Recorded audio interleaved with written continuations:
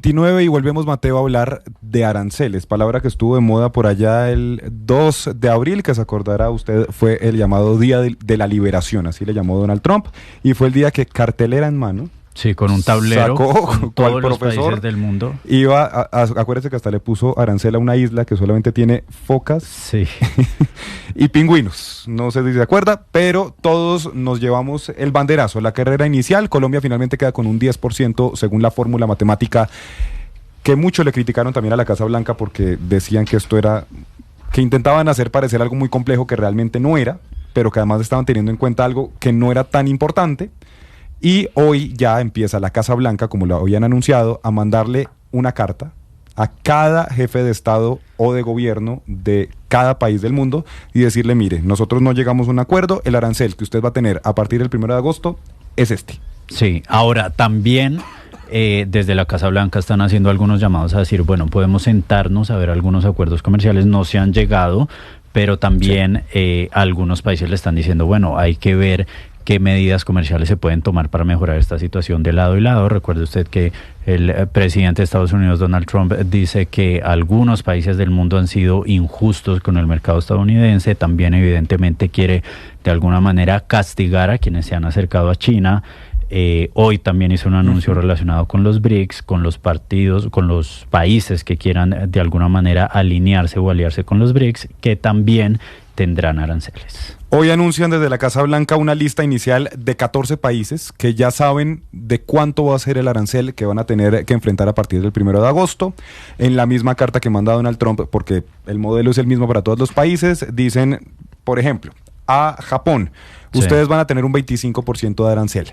Si ustedes responden a este arancel, elevando, por ejemplo, un 20% a cualquier producto estadounidense, nosotros le sumamos ese 20% al 25% que les estamos imponiendo. Y es decir, la guerra cualquier producto arancelaria japonés ya no tendría solamente el 25%, sino ese 20%, y terminaría con un 45%. Algo similar, como usted bien dice, a lo que pasó con China, que llegó hasta un 134%, casi 140%, porque empezaron 50%, después China puso otro 50% y Donald Trump fue sumando, después llegan a un acuerdo y están en este momento en una tregua.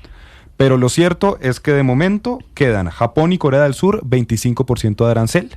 Sí. Ambos socios comerciales importantes de Estados Unidos y cercanos también a Estados Unidos en gran parte económica. Birmania y Laos con el 40%, Camboya y Tailandia con el 36%, Serbia 35%, Bangladesh 35%, Indonesia 32%, Sudáfrica y Bosnia y Herzegovina 30%, Túnez, Kazajistán y Malasia con el 25%. Esto, recordemos, la tregua de 90 días se vencía este miércoles, el 9 de julio, Donald Trump ya ha dicho que va a ser a partir del 1 de agosto, es decir, le da unas semanitas más, y Colombia de momento pues se queda con ese 10%, porque la tregua lo que había hecho es que le bajaba a todos los aranceles al mundo entero, menos a China, al 10%. En este momento todos estamos en igualdad de condiciones, y ya a partir del 1 de agosto pues vamos a esperar qué pasa con Colombia, si las negociaciones que ha habido desde el Ministerio de Comercio pues han dado fruto. De momento, con las tensiones de los últimos días, pues no sé qué pasaría, y también, como decía usted, ese arancel que ha dicho Donald Trump, que se va a imponer del 10% a los países alineados con los BRICS. Exactamente, en este momento, y justamente hoy la ministra de Comercio habló sobre este tema. Pues recordará usted que el presidente Gustavo Petro, como ya lo hemos contado acá, ha tratado de acercarse a los BRICS, ha querido que Colombia integre este grupo, y pues de alguna manera ya el presidente Donald Trump hoy lanzó la amenaza: si se siguen acercando, pues van a tener aranceles, no directamente a Colombia, pero lo dijo a los países que quieran acercarse a los BRICS. No directamente a Colombia, pero hay dos cosas importantes respecto a los BRICS con Colombia. La primera, en abril de 2024, cuando Luis Ignacio Lula da Silva, presidente brasileño, estuvo en Bogotá, el presidente Petro le manifestó el interés de Colombia en unirse a los BRICS, y queda eso escrito en la declaración conjunta. También que Lula da Silva iba a hacer el proceso, iba a apoyar la candidatura de Colombia a los BRICS. Sí. Y acuérdese también que en mayo, cuando el presidente Petro viaja a China, se reúne con Dilma Rousseff, presidenta del nuevo Banco de Desarrollo de los BRICS, y ya ese ingreso de Colombia a este banco se ratifica este fin de semana durante la cumbre en Río de Janeiro. Así que ahí es muy probable que Estados Unidos pudiera interpretar pues que Colombia está alineándose a la política de los BRICS. Y ahí entonces, como usted dice, tocaría ver cómo quedan los aranceles para Colombia. Dicen también desde el Ministerio de Comercio, desde la Cancillería, estamos ya hablando con los gremios, evaluando la situación y también ver cómo nos afectan y cómo podríamos disminuir ese impacto si se llega a dar en algún momento por parte del gobierno de Estados Unidos. Pues los gobiernos del mundo tienen nuevamente ya la calculadora sobre el escritorio. Arancel va, arancel viene, haciendo sumas, restas, intentando negociaciones de última hora con el Departamento de Comercio de Estados Unidos. Pero para entender todo esto, cómo afecta a Colombia, cómo afecta al resto del mundo, pues nos conectamos a esta hora con Teresita Aya, nuestra analista internacional. Buenas noches.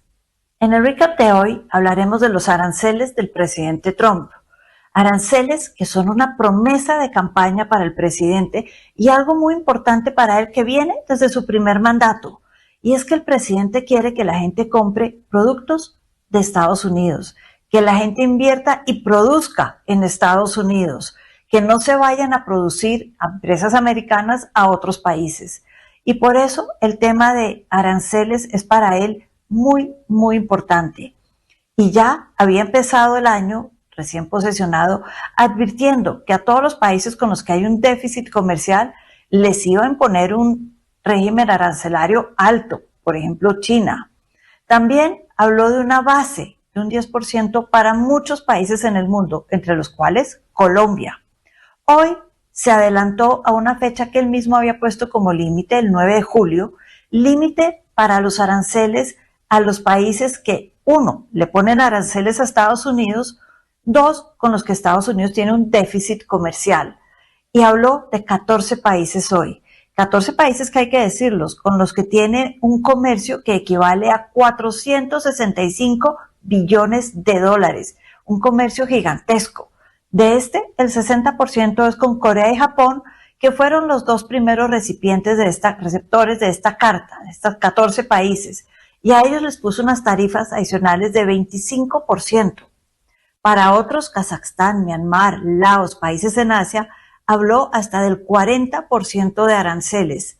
Y es que para Trump los aranceles son importantes, les cuento, no solo en el tema de comercio, sino también como herramienta de presión política. Recordemos el caso de Colombia a principios de año con los deportados, cuando vino el rifirrafe con el presidente Petro por cuenta de los deportados que regresaban a Colombia. Trump amenazó con más aranceles, son herramienta política. Por eso hoy también habló de los BRICS y dijo a los BRICS y sus aliados, muy importante esto último, porque ya no estamos hablando solo de los 10 miembros de BRICS, sino los miembros del Banco de Desarrollo, y ahí cae Colombia, les puede poner aranceles suplementarios, un 10% a lo que ya tienen. Esto, como les digo, afectaría mucho a Colombia. Difícil para un país que en este momento no tiene embajador en Washington, no hay encargado de negocios en Bogotá, y con quién negociar, porque para Trump, en el fondo, todo es negociable. Aún esa palabra, que según él es la más bonita del idioma, aranceles, una herramienta de negociación, y a lo mejor ahí hay algo para entendernos.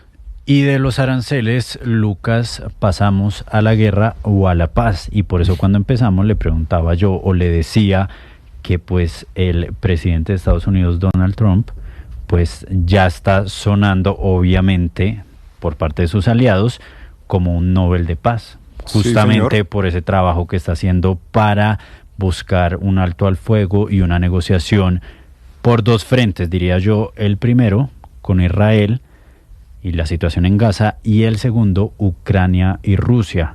Le preguntaba yo justamente por eso de cómo veía a Donald Trump de Nobel de Paz. Hoy llegó a la Casa Blanca Benjamin Netanyahu a una cena con el presidente Trump, también con sus asesores, y allí le entregó una nominación que había mandado al Comité del Nobel de Paz para que sea Donald Trump, por su trabajo en Medio Oriente, quien sea designado, catalogado como Nobel de Paz. Alejandra. Sí, Mateo, pues el primer ministro israelí Benjamin Netanyahu tiene una agenda muy apretada y llegó a Washington para su segunda visita desde el regreso de Trump a la Casa Blanca. En su primer día cenaron en privado para abordar un posible acuerdo de alto al fuego de 60 días en la Franja de Gaza. Previamente, Netanyahu se reunió con el secretario de Estado Marco Rubio y el enviado especial de Trump para Oriente Medio, Steve Witkoff. Al mismo tiempo, un grupo de manifestantes se congregó fuera de la Casa Blanca portando banderas palestinas y pancartas que acusaban a Netanyahu de genocidio en Gaza. Mientras todo esto sucedía, en la cena, Netanyahu le dijo a Trump que lo habían nominado al Nobel de Paz, mientras le entregaba la carta que envió al comité de este prestigioso galardón. Usted está forjando la paz en una región tras otra. Por eso le quiero presentar, señor presidente, la carta que le envié al Comité del Nobel de Paz, nominándolo al premio, el cual usted se merece. Trump le agradeció al primer ministro de Israel en el tercer encuentro este año entre ambos mandatarios, que se produce mientras delegaciones de Israel y Hamas negocian en Qatar los detalles de una propuesta de tregua y liberación de rehenes impulsada por Washington. La propuesta, ideada por Steve Witkoff, contempla una tregua de 60 días en la ofensiva israelí. Durante esta tregua, Israel y Hamas deberían negociar un fin definitivo del conflicto a pesar de las grandes diferencias en sus posturas. Israel insiste en la desaparición de Hamas y propone confinar a la población gazatí en una ciudad del sur del enclave. Esperemos entonces, Mateo, Lucas, qué sucederá con la postulación que hizo Netanyahu para que Trump se gane este Nobel de Paz. Ahora, esta no es la primera vez que Donald Trump es nominado al Premio Nobel de Paz. Pero ha sido nominado por su papel de mediador en conflictos como el de India y Pakistán, o el de Serbia y Kosovo.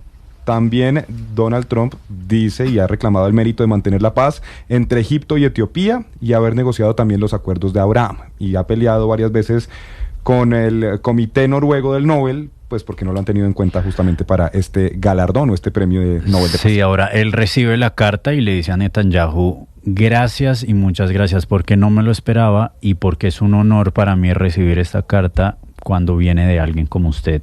Ahí también pues mostrando evidentemente la cercanía y la alianza que hay entre estos dos países, pero también los intentos del presidente Trump para acabar, digamos, con las dos guerras más fuertes que hay en este momento en el mundo. Lo cierto, Mateo, es que hoy desde la Casa Blanca dicen que la prioridad de Donald Trump es terminar la guerra en Gaza y liberar también a los rehenes retenidos por el grupo Hamas.